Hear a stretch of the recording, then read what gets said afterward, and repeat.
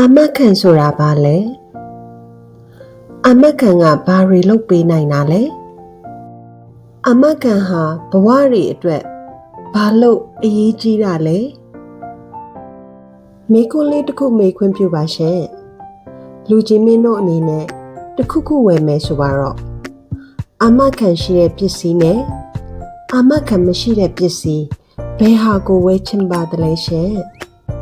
ဟုတ်ကဲ့ကျမဆိုရင်လဲအာမခံရှိတဲ့ပစ္စည်းကိုပဲဝယ်ချင်ပါတယ်ရှင်။ဘာလို့လဲဆိုတော့အာမခံရှိတဲ့အတွက်ရေရှည်အသုံးခံမယ်လို့ယုံကြည်မိတယ်လေ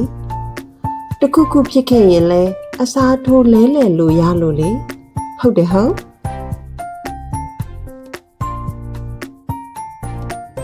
ပစ္စည်းလေးဝယ်တာတော့အာမခံရှိတဲ့ပစ္စည်းကိုလိုချင်နေဆိုရင်ဒါဆိုလူကြီးမင်းတို့ရဲ့အဖိုးထိုက်တန်လာတဲ့အသက်တွေကျန်းမာရေးနဲ့ပိုင်ဆိုင်မှုအဝဝတွေအတွက်ကောအာမခံရှိနေပြီလားယင်တေချာတာကတော့ဒါရီတာတစ်ခုခုဖြစ်လာခဲ့ရင်စိတ်ရောကိုယ်ပါအယမ်းကိုပင်ပန်းဆင်းရဲကြရပါတယ်ဟုတ်တယ်ဟုတ်အဲ့ဒီပင်ပန်းဆင်းရဲမှုတွေကို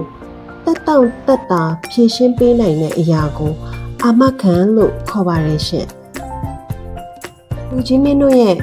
ပိုင်ဆိုင်မှုတွေအသက်တွေကျန်းမာရေးနဲ့ပတ်သက်တဲ့ကုန်ကျစရိတ်တွေကိုစိတ်မပူရတော့ဘူးဆိုရင်စိတ်ချမ်းသာပြီပေါ့နော်ဟုတ်ကဲ့အာမခံကိုဝယ်ယူခြင်းဟာအဲ့ဒီစိတ်ချမ်းသာမှုကိုဝယ်ယူခြင်းပါပဲတဲ့ဘဝရဲ့စိတ်ချမ်းသာမှုစစ်စစ်ကိုလိုချင်နေဆိုရင်တကယ်ရောပေးတဲ့အာမခံကုမ္ပဏီကိုသာရှာပြီးလက်တွဲလိုက်ပါရှင်နောက်ပိုင်းနေမှာလဲရွေးချယ်ရမယ့်အာမခံကုမ္ပဏီနဲ့ရွေးချယ်ရမယ့်အာမခံအမျိုးအစားတွေကိုဘဟုတုတအနေနဲ့ပြောပြပေးသွားမှာမို့လို့စောင့်မျှော်နားဆင်ပေးကြပါအောင်လို့